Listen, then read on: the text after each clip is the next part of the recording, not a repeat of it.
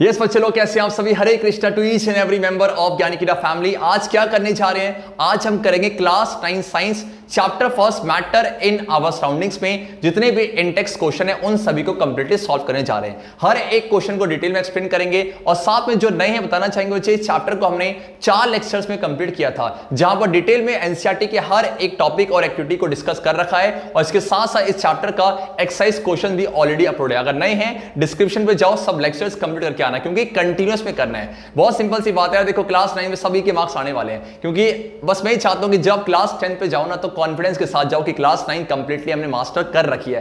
And बच्चे class 9 का official जो है ज्ञानिकीडा का टेलीग्राम ग्रुप बना हुआ है, जाके ज्वाइन कर लें, डिस्क्रिप्शन में लिंक मिल जाएगी। और साथ में अगर नए हो तो ज्ञानिकीडा का एप्लीकेशन प्ले स्टोर अवेलेबल है जहां पर कंप्लीट जितनी वर्कशीट्स हैं आप सभी को वहीं प्रोवाइड होने वाली है। तो बच्चे जितने मैंने क्वेश्चन पूछे हैं इस चैप्टर में और इस लेक्चर में सभी के आंसर मुझे कमेंट सेक्शन जरूर प्रोवाइड करना। तो सीधा चलते हैं अपने लेक्चर की तरफ। यस बच्चे, तो स्टार्ट करते हैं इंटेक्स क्वेश्चंस को। और ये चैप्टर फर्स्ट के इंटेक्स क्वेश्चन से उम्मीद करता हूं कि इससे पहले आपने सारे लेक्चर्स और साथ में एक्सरसाइज क्वेश्चन कंप्लीट कर लिए होंगे। आराम से करेंगे। अगर लेक्चर कंप्लीट किया है तो ये मेरे ख्याल से कुछ परेशान नहीं करने वाले। पहला क्वेश्चन आपके सामने है, which of the following are matter है। किसी भी सब्सटेंस को मैटर कहने के लिए दो आपकी कंडीशंस अप्लाई होती है। पहला बच्चे क्या है, पहला कुछ ना कुछ मास होना चाहिए और साथ में उसमें कुछ वॉल्यूम या फिर स्पेस को ऑक्यूपाई करना चाहिए।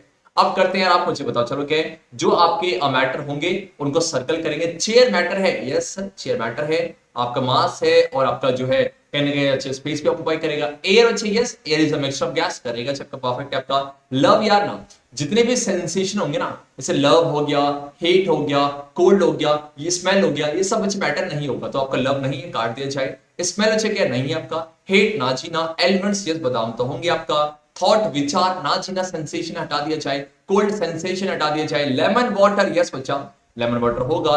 एंड स्मेल ऑफ परफ्यूम, देखो स्मेल और स्मेल ऑफ परफ्यूम फर्क है। स्मेल ऑफ परफ्यूम में गैसेस के पार्टिकल्स होंगे तो आंसर का यस आपका स्मेल ऑफ परफ्यूम का है। बहुत ही सिंपल, आपका कौन सा आपका मैटर है। देखो क्लास 9 पे ना, क्लास 9 में गलती क्या करते हैं हम ना, बहुत वेरियस बुक्स पढ़ते हैं कि आपका ये कर लिया, ये कर लेना जीना। आप पहले एनसीईआरटी करो फिर इंडेक्स करो, साथ में एक्सरे करते हैं और कुछ नहीं करना होता है। बस एनसीईआरटी में बहुत कुछ है लेकिन वो मिस कर देते हैं। हम जाते हैं लकमीर के साथ, चांद के साथ, ना चाहिए ऐसा नहीं करना। अब आ जाओ second question, give reasons for the following observations है। यहां पर क्या बोला गया है, the smell of hot sizzling food, बिल्कुल गरम गरम खाना जल रहा बन रहा है, reaches you several metres away. मान लो कि मम्मी किचन में बैठी हुई है और वहां मम्मी ने बनाया मैगी, तो वहां जब मैगी की स्मेल आएगी मेरे पास आएगी, बोलूंगा माँ मैगी बनाई आज, तो माँ बोलेगी बेटा तुझे कैसे। तो होता क्या है, आपका जो माँ ने बनाया आपका वहां पर क्या है, कुछ उसके स्मेल जो स्मेल आपके एयर में डिफ्यूज होंगे, उसके जो स्मेल है आपका कहाँ होगा, एयर में डिफ्यूज होगा। परफेक्ट आपका। और बच्चे साथ में गर्म है तो गर्म है तो साथ में उसके जो पार्टिकल्स हैं, जो भी गैस पार्टिकल्स हैं आपके, उन सब की काइनेटिक एनर्जी क्या होगी, उन सब की बच्चा काइनेटिक एनर्जी ज्यादा होगी चलेगा। तो होता कि ऐसे में एयर में डिफ्यूज होंगे, है ना। एयर में आपका डिफ्यूजन से क्या होगा, डिफ्यूजन बोले तो क्या हायर कंसंट्रेशन से, यहाँ पर हायर कंसंट्रेशन है तो ऐसे में वो लो की तरफ क्या करेंगे, मूव करेंगे। और यहाँ मान लो कि ऑब्जॉर्बर इसमें बैठ रहा हूं तो यहाँ स्मेल आ जाए। लेकिन उनसे कह रहा है कि but to get the smell from cold food है, अब खाना ठंडा है, अगर मुझे इसका स्मेल से बचे तो कह रहा है you have to go close, तो यहाँ पर आपको जाना पड़ेगा पास। ऐसा क्यों, बहुत सिंपल है। अब यहाँ पर क्या डिफ्यूजन इतना पॉसिबल नहीं हो पाएगा, डिफ्यूजन का रेट कम हो जाएगा क्योंकि आपका फूड ठंडा है। तो ऐसे में जो उसके जो पार्टिकल्स है स्मेल अच्छे क्या है, उसकी काइनेटिक एनर्जी बोलो क्या बहुत ही कम है, उसकी काइनेटिक एनर्जी बहुत ही कम है। तो ऐसे में आपका वो डिफ्यूज होके वो आपका ऑब्जॉर्बर तक नहीं पहुंच पाते, बहुत ही आपका कम है। तो आंसर क्या है कि सर हॉट सिजलिंग फूड से स्मेल निकल रही है, उसमें जो पार्टिकल्स हैं उसकी काइनेटिक एनर्जी बहुत ही ज्यादा है तो वो एयर के साथ डिफ्यूज होकर आपके ऑब्जॉर्बर तक पहुंच पाते, लेकिन वहां पर ऐसा नहीं हो पाता। अब करते हैं अपना नेक्स्ट क्वेश्चन।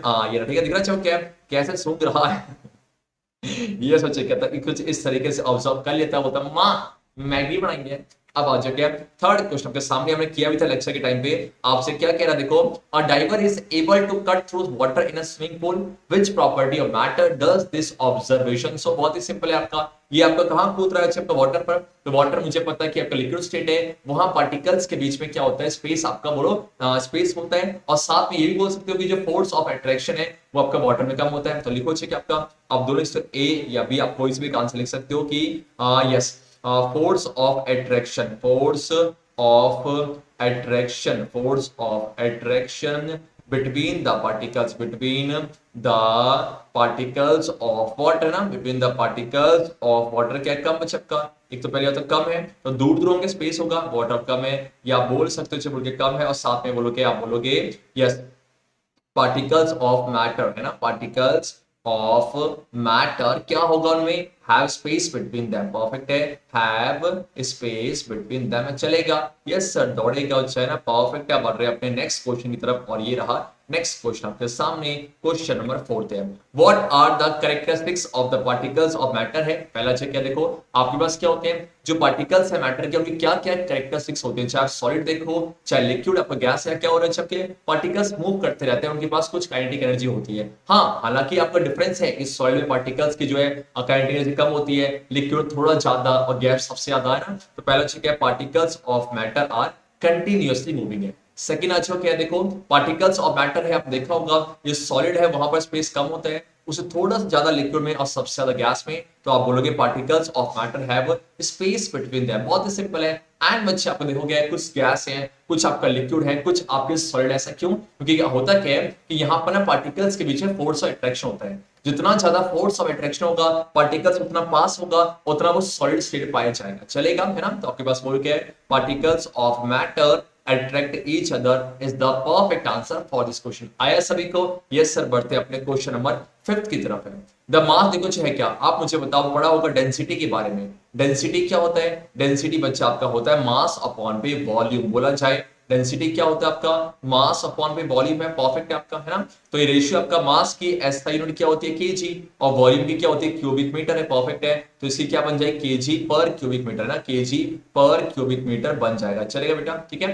तो अगर मैं आपसे पूछूं बताओ डेंसिटी और वॉल्यूम के बीच में कैसा रिश्ता है, देखो जब भी ऊपर नीचे होता है ना कि देखो वॉल्यूम डिवाइड हो रहा है, तो ऐसे में क्या है अगर आपका वॉल्यूम इंक्रीज होगा बच्चे आपका, ऐसे में क्या होगा अगर आपका वॉल्यूम इंक्रीज होगा तो आपका डेंसिटी क्या हो जाएगा बच्चा, डेंसिटी अब कम हो जाएगा। अब देखो क्या है आपके पास 3 स्टेट्स ऑफ मैटर कौन कौन सा, एक होता है सॉलिड, एक लिक्विड और गैस। जनरली क्या होता है सॉलिड्स की डेंसिटी ज्यादा लिक्विड से और लिक्विड्स और गैस में लिक्विड की ज्यादा, परफेक्ट जानना, सॉलिड की वो क्या है लिक्विड से ज्यादा होगी, क्योंकि सॉलिड में क्या होते हैं पार्टिकल्स पास पास होते हैं, चलेगा, और लिक्विड थोड़ा दूर होते हैं और गैस सबसे दूर है ना। तो यहाँ पर क्या हो जाएगा देखो सॉलिड में ना वॉल्यूम कम लेता है, ठीक है, कम वॉल्यूम होगा, देखो वॉल्यूम कम है तो ऐसे में डेंसिटी क्या हो जाएगा बढ़ जाएगा। लेकिन गैस में क्या होता है बहुत दूर दूर होते हैं, उनमें स्पेस ज्यादा होता है तो वॉल्यूम बढ़ जाता है, और वॉल्यूम बढ़ेगा तो बच्चों ऑब्वियसली डेंसिटी कम हो जाएगा। तो प्लीज पहले इसको आप नोट डाउन कर लो, फिर हम आगे बढ़ते हैं और यहाँ पर आने वाले फिगर्स अब उनको अरेंज करने हैं। अरेंज किया जाए, चलो क्या अरेंज करते देखो है क्या।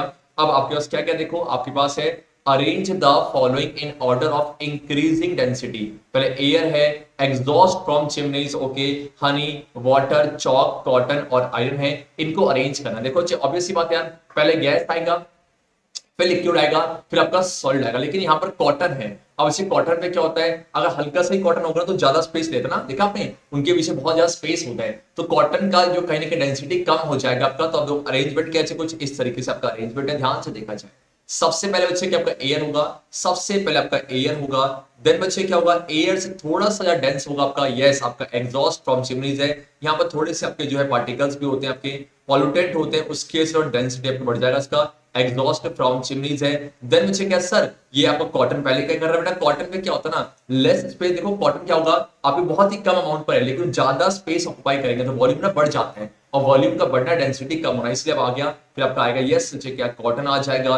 देन बच्चे ये बोलो क्या आपके पास ये बच्चा क्या आपके पास ये वाटर हो जाएगा, और वाटर से थोड़ा सा डेंस क्या होगा हनी ना, आपने देखा होगा हनी थोड़ा डेंस होता है आपका हनी है। देन बच्चे बोलो कि आपका चॉक हो जाएगा, ये आपका सॉलिड पे आ गया, और देन बच्चे बोलो कि आपका आयरन आ गया। सभी को आए बोलो है ना आपका, तो ये आपका करेक्ट ऑर्डर है, आपका इंक्रीजिंग ऑर्डर है, कौन सा इंक्रीजिंग ऑर्डर है, परफेक्ट है। और यहां से आपसे मेरा एक बहुत ही सिंपल सा क्वेश्चन ये है, क्वेश्चन बच्चे कुछ ऐसा है माय डियर, बोलो बोलो बोलो क्या कुछ क्वेश्चन आपका ऐसा है कि मान लो कि अगर आपके पास है, अगर आपके पास बोलो क्या है, अगर मैं बोलूं कि आपके पास है शुगर, ठीक है शुगर है, और आपके पास वाटर है, और आपके पास बच्चे बोलो क्या है यस आपके पास एयर है, तो आपको इसमें अरेंज करना है, आपको यहां पर क्या करना है अरेंज करना है इंक्रीजिंग ऑर्डर ऑफ, बोलो क्या आपको अरेंज करना है इंक्रीजिंग ऑर्डर ऑफ डेंसिटी, ठीक है इंक्रीजिंग ऑर्डर ऑफ डेंसिटी में आपको अरेंज करना है, परफेक्ट कर लोगे, बहुत ही सिंपल है। चलो क्या आगे बढ़ते हैं और ये रहा नेक्स्ट क्वेश्चन आपके सामने, tabulate the differences in the characteristics of states of matter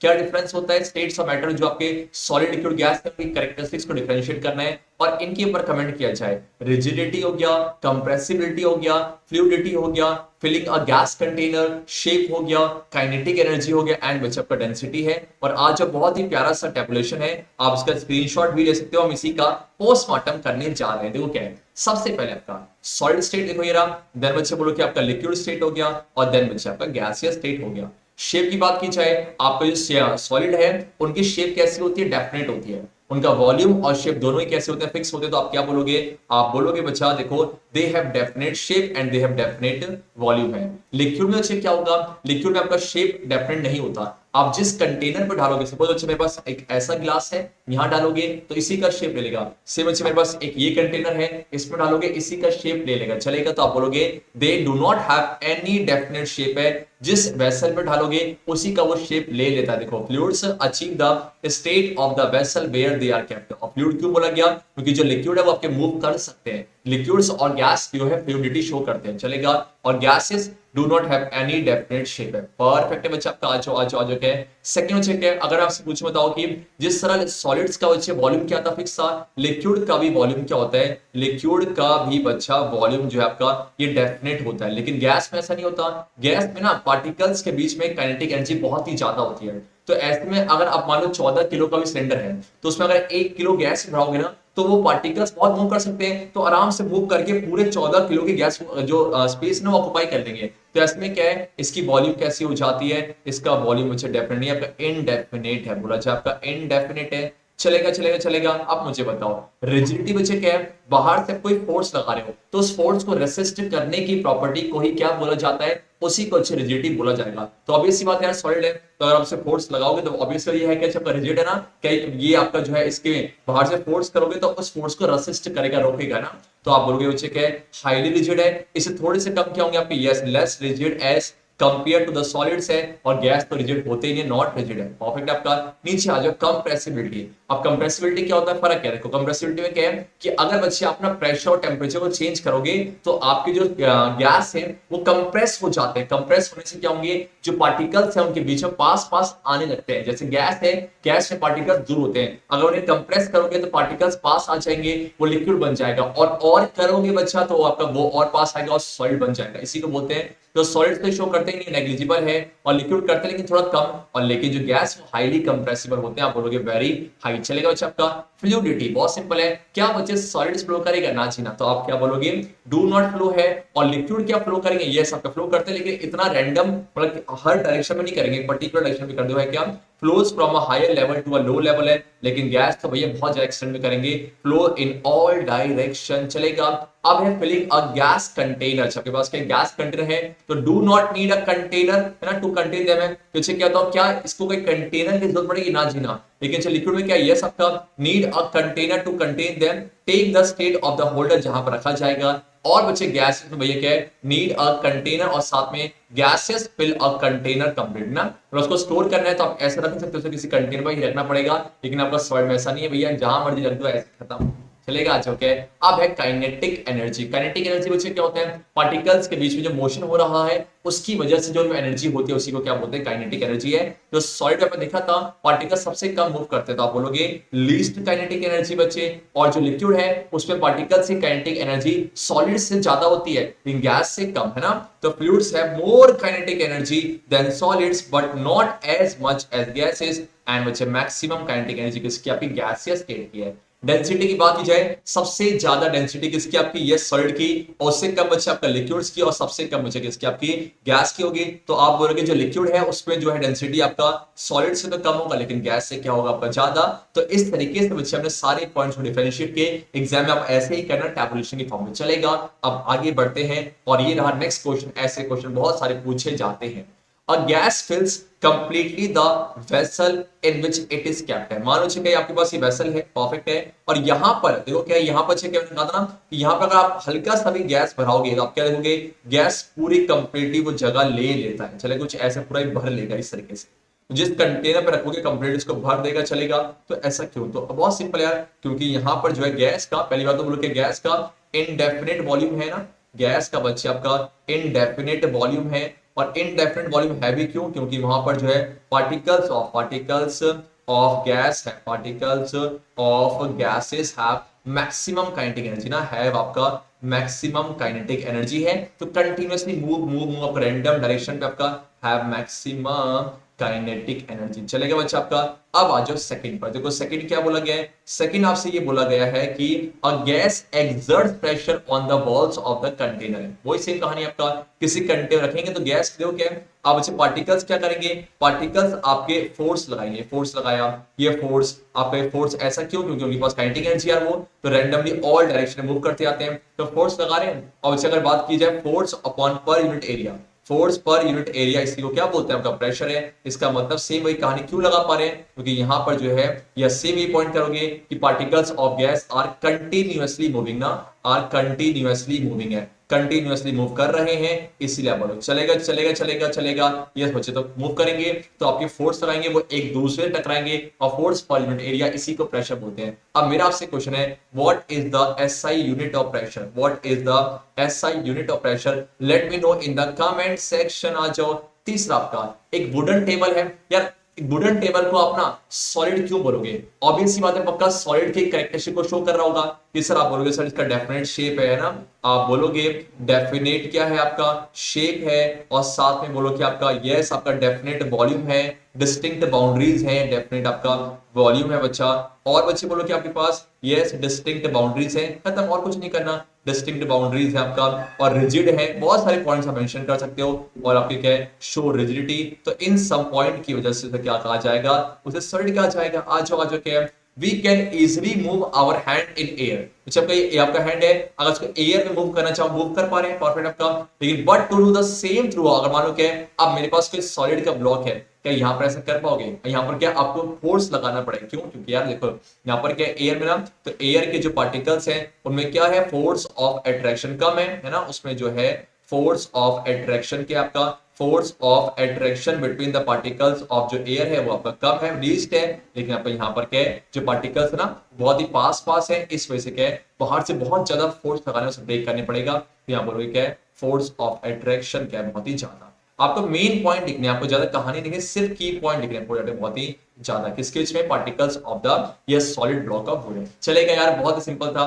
अब आगे बढ़ते हैं, और ये काफी अच्छा क्वेश्चन है, ये काफी अच्छा क्वेश्चन में जो है क्या, देखो क्या है, अभी सत्य सर आपने कहा कि जनरली होता क्या है कि गैस की डेंसिटी सबसे कम, उससे ज्यादा लिक्विड्स की, और सबसे ज्यादा बेटा आपके सॉलिड्स की है। लेकिन यहां पर आ जाओ, liquids generally have lower density as compare to solids, but you must have observed that ice floats on water. आपने देखा होगा जो आइस है, आइस तो यार सॉलिड स्टेट है, अगर वो सॉलिड है तो उसको तो सिंक कर जाना चाहिए, उसको तो डूब जाना चाहिए, लेकिन वो आपका सरफेस पे फ्लोट क्यों कर रहा है?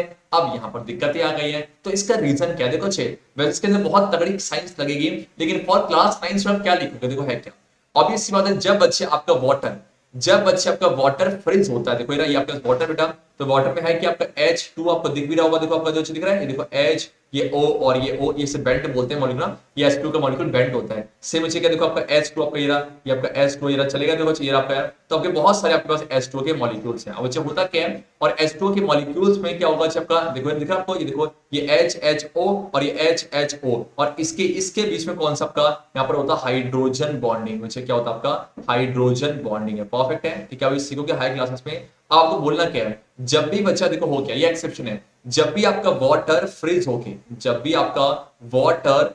होके क्या बनता है, आपका आइस बनता है, तो ऐसे में ना आप क्या देखोगे, वो कुछ इस तरीके से अरेंज हो रहे हैं कि आपके ना यहाँ स्पेस बढ़ रहा है, देखो आपका क्या स्पेस बहुत ही बढ़ जाता है, और कुछ ऐसा होगा यहाँ पर कुछ केज लाइक स्ट्रक्चर बन जाता है, यहाँ पर कुछ बच्चा केज लाइक स्ट्रक्चर बन जाता है जब भी वो आपके फ्रीज होके आइस बन रहे हैं। तो ऐसे में जो स्पेस है, स्पेस इंक्रीज हो रहा है। तो आप मुझे बताओ यार डेंसिटी क्या होता है, देखो ऑब्वियसली बात है, मान लो क्या है, अगर ये फ्लोट हो रहा है तो ऐसे में क्या है, वाटर की डेंसिटी जो है आपका आइस से ज्यादा है ना, वाटर की डेंसिटी ज्यादा है और आइस की कम है, तभी तो फ्लोट कर रहा है। अगर मान लो सपोज एक ऑल्पिन है, ऑल्पिन को आप यहां डालोगे तो वो आपका सिंक कर डूब जाता है, ऐसा क्यों? क्योंकि जो ऑल्पिन है पक्का उसकी डेंसिटी वाटर से ज्यादा होगी। लेकिन क्वेश्चन ये है कि भैया सॉलिड होने के बावजूद उसकी डेंसिटी वाटर से कम क्यों है? तो ये देखो है क्या, जब बच्चे आपका वाटर आइस बन रहा है तो इसमें आप मुझे बताओ डेंसिटी क्या होता है? डेंसिटी आपका होता है मास अपॉन वॉल्यूम। वी फास्ट क्या होता है बच्चा?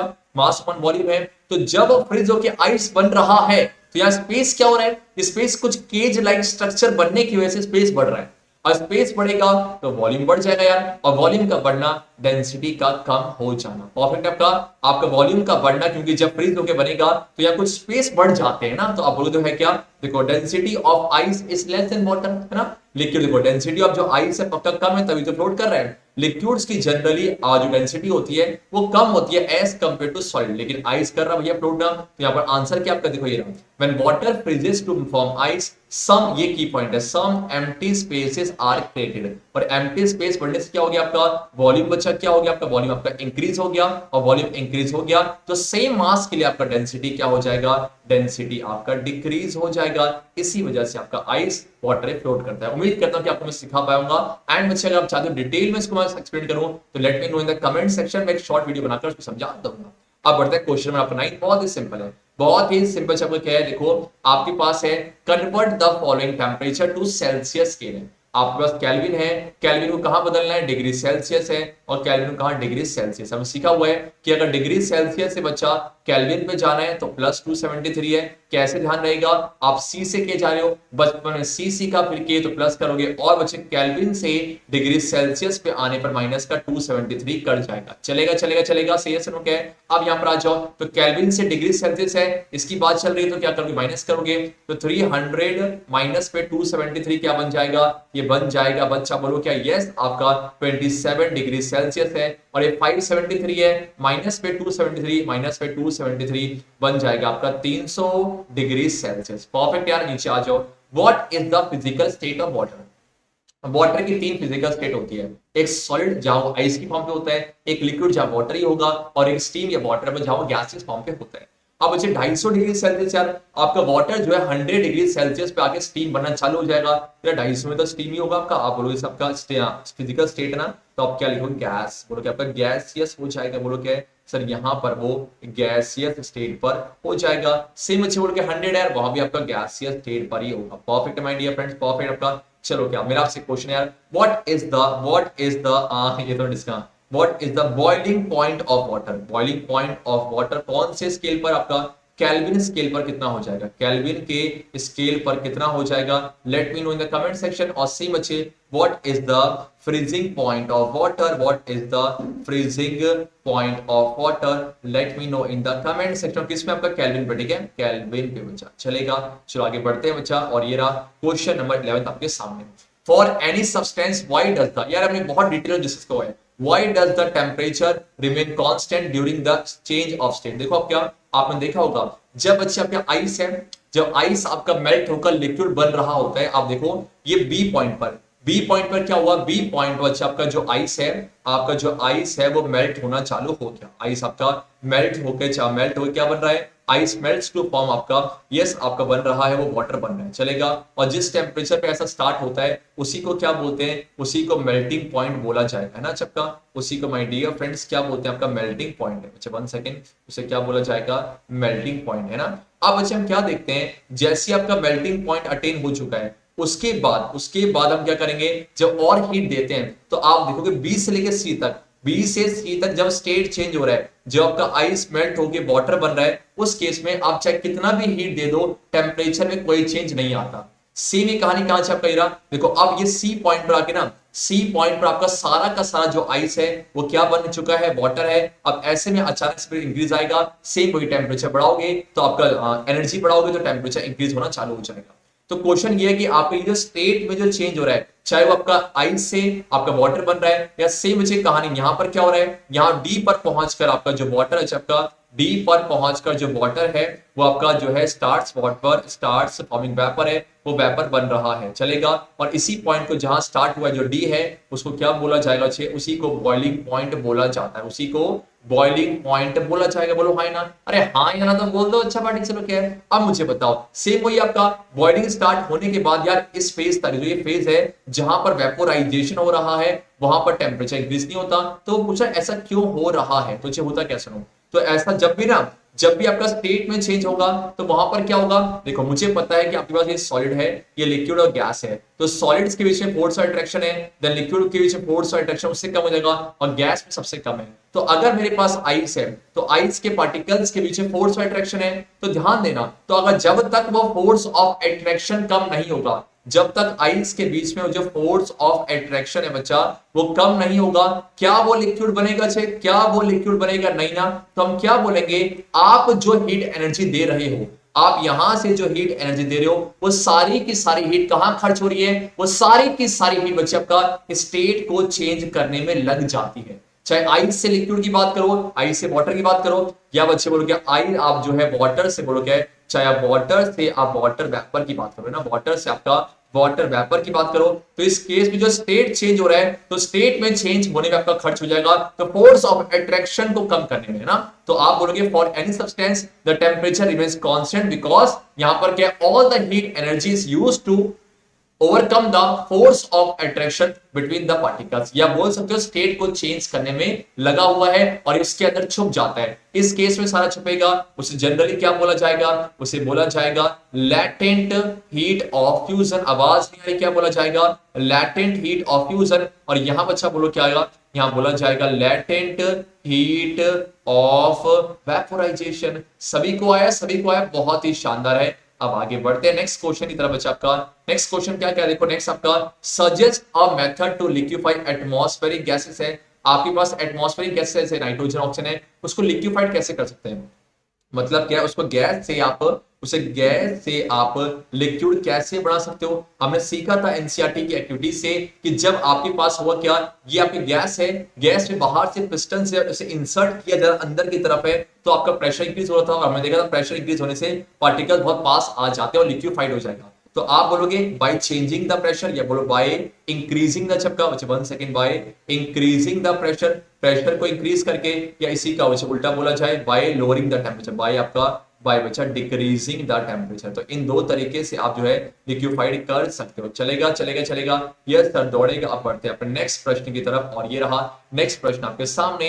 यस यस, आ जाओ आ जाओ आ जाओ। और ये सारे क्वेश्चन अब पूछेंगे इवेपोरेशन के बेस में। Why does a desert cooler cool better on a hot dry day? आपने देखा होगा गर्मियों के टाइम में जो डेजर्ट कूलर बहुत कैड़े काम करते हैं, लेकिन जब बच्चे आपका बरसात आ जाए, और बरसात में क्या हो जाता है, बरसात में बच्चे आपका बाहर जो वाटर वेपर है उसका अमाउंट इंक्रीज हो जाएगा, और वाटर वेपर बोले तो क्या ह्यूमिडिटी बढ़ जाती है, तो ऐसे में ना वो इतना अच्छा काम नहीं करता। अब क्वेश्चन क्या सोचो यार, मुझे आप बताओ ये सब होता क्यों है? तो ये सब अच्छा जो कूलिंग करता है ना वो आपका है इवेपोरेशन। ये दोनों प्रिंसिपल है, जो जितने क्वेश्चन आने वाले हैं वो सारा सारा जो है इवेपोरेशन के ऊपर है। मुझे पता है जब भी आपकी इवेपोरेशन होती है, जब भी बच्चे आपका इवेपोरेशन होगा तो वहां पर क्या होता है, आपके जो पार्टिकल्स हैं जो लिक्विड स्टेट पर है वो कुछ एनर्जी को, वो सराउंडिंग से कुछ एनर्जी को क्या करते हैं बच्चा बी फास्ट, जब भी इवेपोरेशन होगा तो सराउंडिंग से कुछ एनर्जी को क्या करेंगे आपका एब्सॉर्ब करेंगे। परफेक्ट है। और एब्सॉर्ब करके वो क्या करेंगे अपने स्टेट को चेंज कर लेंगे और वो गैस बन जाता है, वो वाटर वेपर बन जाएगा, है ना।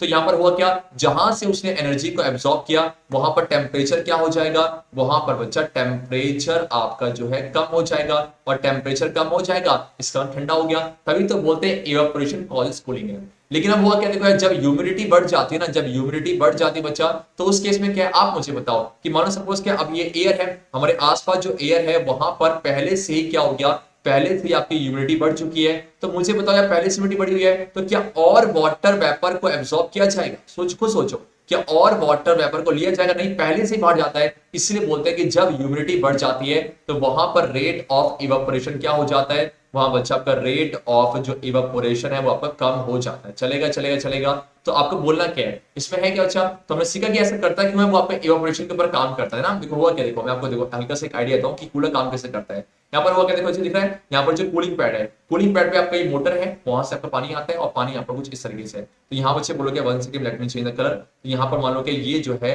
ये आपका जो है वाटर का मॉलिक्यूल, ठीक है। अच्छा बोलो 1 सेकंड, ये आपके पास है क्या, ये बच्चे आपके पास यहाँ पर है वाटर का मॉलिक्यूल है। तो ये वाटर का मॉलिक्यूल क्या करेगा बच्चा, यहाँ से आपका सराउंडिंग से हीट को एब्सॉर्ब करेगा। सराउंडिंग से क्या करेगा, हीट को एब्सॉर्ब करेगा। जब हीट को एब्जॉर्ब करेगा तो वो क्या बन जाएगा, वो वेपर बन के उड़ जाएगा। तो मुझे बताओ उसने सराउंडिंग से क्या किया, हीट को एब्जॉर्ब किया और ये आपका इवेपोरेटर को चला गया, तो आसपास कैसे माहौल हो गया, ठंडा, और टेम्परेचर कम हो गया। अब यहां से जो है अब हवा आएगी वो क्या हो जाएगी, यहाँ से जो हवा आएगी वो कूल हो जाएगी और यहाँ से ठंडी ठंडी हवा बाहर आती है। कुछ इस तरीके से काम चलता है। तो यहाँ पर मुझे पता है जो इवेपोरेशन है वो आपका टेम्परेचर इंक्रीज करने पर बढ़ जाता है। तो जितना ज्यादा गर्म मौसम होगा, जितना हॉट ड्राई डे होगा, तो वहां पर क्या होगा, टेम्परेचर बढ़ चुका है, टेम्परेचर बढ़ेगा तो ज्यादा इवेपोरेशन होगा और ज्यादा इवेपोरेशन होगा तो कूलिंग भी तो ज्यादा होगी। परफेक्ट आपका है ना। और सेम अच्छा आपका आ जाओ इस वाले केस में क्या है, इस वाले केस में आपका ह्यूमिडिटी बढ़ चुका है, जो आपका रेनी सीजन होता है। तो ह्यूमिडिटी बढ़ने की वजह से क्या हो जाएगा, आपका रेट ऑफ इवेपोरेशन डिक्रीज है और रेट ऑफ इवेपोरेशन ही नहीं हो पाएगा तो आसपास का माहौल क्या ठंडा हो पाएगा, ना जीना। तो आपको बोलना कि एग्जाम में लिखोगे क्या, देखो ये रहा, और desert cooler cools better on a hot dry day because देखो on a hot dry day है आपका टेम्परेचर कैसा ज्यादा, आपका टेम्परेचर हाई है और साथ में ह्यूमिडिटी आपका कम है। तो ये दोनों ही फैक्टर्स इवेपोरेशन के रेट को इंक्रीज करते हैं ना, which helps in better evaporation है। तो due to the higher rate of evaporation आपकी कूलिंग भी क्या होगी, आपका ज्यादा होगी। सभी को है, बहुत सिंपल है। हॉट ड्राई डे है, आपका टेम्परेचर ज्यादा है, ह्यूमिडिटी कम है। इस केस में आपका बोलो क्या है, आपका ह्यूमिडिटी बढ़ चुका है और ह्यूमिडिटी बढ़ चुका है, टेम्परेचर भी कम है। तो यहाँ पर जो फैक्टर्स हैं वो रेट ऑफ इवेपोरेशन को डिक्रीज करेंगे और यहाँ पर जो फैक्टर्स है वो रेट ऑफ इवेपोरेशन को इंक्रीज करेंगे। जितना ज्यादा इवेपोरेशन होगा उतनी ज्यादा कूलिंग होगी यार। आ जाओ। Yes, how does the water kept in and, जो मटके में जो पानी रखा होता है, मान लो क्या स्टीम में रखा है तो ठंडा नहीं होगा, लेकिन जो अर्थन पॉट है वहां पर जो पानी रखा रहता है वो ठंडा हो जाता है। वो सिंपल है, सेम अच्छे इवेपोरेशन की कहानी है क्या। देखो अच्छे मटके के ना सरफेस में छोटे छोटे क्या होते हैं, छोटे छोटे आपके पोर्स होते हैं, छोटे छोटे आपके पोर्स होते हैं, विजिबल नहीं होते हैं ना, बहुत ही छोटे छोटे क्या होते हैं, पोर्स होते हैं। अब होगा आपका क्या, देखो यहाँ बहुत सारे पार्टिकल्स हैं, बहुत सारे आपके एयर के वाटर के पार्टिकल्स हैं। अब हो गए वाटर के मॉलिक्यूल्स हैं। तो वाटर के मॉलिक्यूल जो सरफेस में होते हैं, जो सरफेस की तरफ होंगे, मानो ये वाटर है आपका, 1 सेकंड आपका वाटर, ये वाटर समझे वाटर है, 1 सेकंड कलर चेंज कर दो, ठीक है। तो ये आपका येलो वाला क्या वाटर है। तो यहाँ पर सरफेस में आपके जो वाटर मॉलिक्यूल्स होते हैं उनकी जो काइनेटिक एनर्जी क्या होती है, उनकी जो काइनेटिक एनर्जी है वो आपका ज्यादा होती है। परफेक्ट, आपका सरफेस में जो वाटर मॉलिक्यूल्स हैं उनकी काइनेटिक एनर्जी ज्यादा होगी। तो ऐसे में क्या होते हैं, जो नीचे वाले बच्चे आपके जो वाटर मॉलिक्यूल्स है वो आएंगे और अपने ना धक्का देंगे, वो जो सरफेस के मॉलिक्यूल्स हैं उनको आपका धक्का देंगे, ऐसे धक्का देंगे। जब धक्का देंगे तो क्या करेंगे, ये अपनी काइनेटिक एनर्जी को सरफेस के जो वाटर मॉलिक्यूल्स हैं उनको अपने एनर्जी ट्रांसफर कर देंगे, उनको अपनी एनर्जी ट्रांसफर कर देंगे। तो आप मुझे बताओ जो आपके पार्टिकल्स नीचे हैं, जो ये वाले हैं, उनकी काइनेटिक एनर्जी ट्रांसफर हो गई है, तो काइनेटिक एनर्जी चली गई है। तो ऐसे में आइए टेम्परेचर क्या हो जाएगा, यहाँ पर टेम्परेचर क्या हो, कम हो जाएगा और टेम्परेचर कम हो जाएगा तो यहाँ कूलिंग हो जाएगी। मतलब आपने ये बोला कि सर यहाँ पर हुआ क्या, जो सरफेस में जो वाटर मॉलिक्यूल्स हैं वो इस टाइनी पोर्ट से अंदर से एनर्जी को एब्सॉर्ब करके क्या करेंगे, वेपर बन जाएगा। तो एनर्जी को जो एब्सॉर्ब कर लिया जाएगा, मतलब क्या हो रहा है, यहां से एनर्जी को एब्सॉर्ब करके वो जो पार्टिकल्स है बाहर जा रहे हैं, क्या बाहर जा रहे हैं और बाहर जाएंगे। तो ऐसे मुझे बताओ क्या हो गया, वेपराइज हो गया, वो वेपराइज हो गया और उसने क्या किया, अंदर से एनर्जी को एब्सॉर्ब कर लिया। अब बताओ अंदर से हीट को निकाल लिया जाएगा तो पानी जो अंदर क्या ठंडा ही तो होगा। That's your answer my dear. आप बोलोगे the water kept in an earthen pot becomes cool during summer because of the evaporation of बच्चा क्या water through the fine holes in the earthen pot which makes it cool है। तो कहीं ना कहीं आप बोल सकते हो किसके ऊपर काम कर रहा है, evaporation के ऊपर ही काम कर रहा है। सभी को आया, बहुत ही शानदार। आगे बढ़ते हैं बच्चा, ये रहा नेक्स्ट क्वेश्चन आपका आज क्या कह रहा है, देखो आपसे कह रहा है why does our palm feel cold. बहुत सिंपल है कि हमारा जो पाम है, जो हथेली है, वो क्यों बच्चा पर ठंडा महसूस करता है जब पेट्रोल या एसीटोन या परफ्यूम डाला जाता है। तो वो क्या, देखो जब आपने कुछ ड्रॉप्स यहाँ डाले, अब मुझे बताओ ड्रॉप्स है ये क्या करेगा, ये आपके जो पाम है वहां से हीट एनर्जी लेगा, है ना, क्योंकि अगर उसको वेपराइज होना है तो आपकी एनर्जी को एब्सॉर्ब करेगा और एनर्जी को एब्सॉर्ब करके वो वेपराइज हो जाएगा। तो सेम वही कहानी है, जब आपका ये जो लिक्विड है ये वेपोराइज हो रहा है, जब स्टेट चेंज कर रहा है गैस में, तो क्या ले रहा है, आपकी एनर्जी को खर्च कर रहा है और जब एनर्जी को खर्च करेगा तो आपकी बॉडी से एनर्जी को ले लिया गया है। तो आप मुझे बताओ आपको कैसा महसूस होगा, आपको ठंडा ही तो होगा, है ना। और सेम वही कहानी दिखा जाओ, when we put some acetone, petrol और perfume, it starts evaporating by using the energy from the palm and leaving it cool है। तो आप बोलोगे सर इवेपोरेशन की वजह से, आपका इवेपोरेशन की वजह से क्या हो रहा है, कूलिंग हो रही है, चलेगा, तभी तो बोलते हैं evaporation causes cooling. My dear आज क्या है, why are we able to sip hot tea और milk faster from a saucer. देखो क्या है, ये सॉसर है और ये आपका कप है। यहाँ क्या मान सपोज यहाँ पर आपका मिल्क डाल रखा आपने, यहाँ भी मिल्क है और आपने यहाँ भी मिल्क को रख रखा है। आप मुझे बताओ किस में आप इजीली पी पाओगे, तो आप इस वाले में क्यों ऐसा कहते हैं, वही कहानी है। आप मुझे बताओ यहाँ पर क्या होता है, मान लो मिल्क है तो मिल्क के आपने क्या आपने देखा ना, मिल्क में जो सरफेस में जो आपके मिल्क के पार्टिकल्स होंगे वो क्या करते हैं आपके, वो आपके यस आपके जो है वेपोराइज होने चालू हो जाते हैं। कुछ यहाँ भी होगा, कुछ यहाँ भी होगा, यहाँ भी होगा, यहाँ भी होगा और यहाँ भी होगा, यहाँ भी होगा, चलेगा। और वो जब वेपोराइज होंगे तो क्या करेंगे, जो नीचे जो पार्टिकल्स हैं आपके मिल्क के पार्टिकल्स हैं उससे एनर्जी ले लेंगे, उससे आपके एनर्जी को एब्सॉर्ब करके क्या करेंगे, आपका वो वेपोराइज हो जाएगा। और दोनों केस में कुछ इस तरीके से ना वो ठंडा होता है। कुछ आप देखोगे ना जो दूध है या चाय है वो ठंडा क्यों होता है, इससे में कहानी है। सरफेस में जो है वो एनर्जी को एब्सॉर्ब करते हैं और वो जो एनर्जी वो लैटेंट हीट के बराबर होती है और यहां से चले जाती है, इसलिए आपको ठंडा हो जाता है। यार आप मुझे बताओ इन दोनों में से सरफेस एरिया किसका ज्यादा है, तो आप बोलोगे सर सरफेस एरिया, आपको बोलो इसमें अगर इसका सॉसर का सरफेस एरिया ज्यादा है तो ऐसे में बच्चे बोलो क्या है, इवेपोरेशन क्या होगा, यहाँ पर जो इवेपोरेशन है उसका जो रेट है बच्चे बोलो क्या हो जाएगा, उसका रेट इंक्रीज हो जाएगा और रेट इंक्रीज होगा तो ऐसे में क्या फास्टर कूलिंग होगी ना। तो ये आपका आंसर है। हमने पढ़ा था ना कैसे कौन कौन से फैक्टर्स हैं जो रेट ऑफ इवेपोरेशन कंट्रोल करेंगे, तो हमारा सरफेस एरिया, सरफेस एरिया को इंक्रीज करोगे तो आपका रेट ऑफ इवेपोरेशन भी क्या हो जाता है, इंक्रीज। तो आप बोलोगे we are able to sip tea milk faster from a saucer because it has a larger surface area. In larger surface area, rate of evaporation is faster due to which tea or milk cools rapidly. बहुत simple है, जितने भी question भी किया सब rate of evaporation को काम कर रहे हैं और फैक्टर जो कंट्रोल कर रहे हैं। एंड बच्चे we are on the last question of the exercise है, what type of cloth should be wear in summer. इसको मैं लेक्चर के टाइम में डिस्कस किया था और मैं चाहता हूं कि इसका आंसर मुझे आप कमेंट सेक्शन पर डाउन करना, मैं इसका करेक्ट आंसर कमेंट सेक्शन पर भी कर दूंगा। आप सब बच्चे मुझे बताना कि ठीक है यार कॉटन क्लॉथ्स पहनते हैं, क्यों पहनते हैं, जरूर देना। आंसर कुछ इवेपोरेशन के ऊपर ही है। एंड बच्चे हर बार की तरह जैसे आप आंसर पुट डाउन करोगे और मुझे जरूर बताना क्या इस वीडियो को देखने के बाद एक्सरसाइज क्वेश्चन में क्या कोई भी आपका डाउट रहा होगा। कुछ अगर डाउट रहा होगा तो late me know in the comment section, या फिर आप जो है क्लास 9 का जो ऑफिशियल टेलीग्राम का ग्रुप है आप मुझसे आप जाके ज्वाइन कर सकते हो, वहां भी अपने डाउट को रिजॉल्व करवा सकते हो। यार बहुत सिंपल है, क्लास 9 क्लास 10 की जर्नी में आपके साथ तो खूब मन लगा के पढ़ो, कोई भी दिक्कत है सब कुछ देने का मेरा आपको काम सिर्फ बैठ के पढ़ना और कुछ भी नहीं करना। अच्छा एंड अब जो मुझे नेक्स्ट वीडियो आएगी शायद वो एग्जाम्पलर के ऊपर, नहीं तो हम नई चैप्टर नंबर 2 को स्टार्ट करेंगे। तो अब मिलते हैं आपसे नेक्स्ट वीडियो पे और जरूर बताना वीडियो कैसी लगी आपको, ऐसा ऐसा ऐसा ऐसा कैसा। यार बहुत मजा आया पढ़ा के और बच्चा लोग, और हमने चैप्टर फर्स्ट के लेक्चर कंप्लीट किए, इंडेक्स कर लिए, एक्सरसाइज किए और आज हमने इंडेक्स भी कर लिए। तो thank you so much for giving your valuable time. मिलते हैं आपसे नेक्स्ट वीडियो में, तब तक के लिए हरे कृष्णा।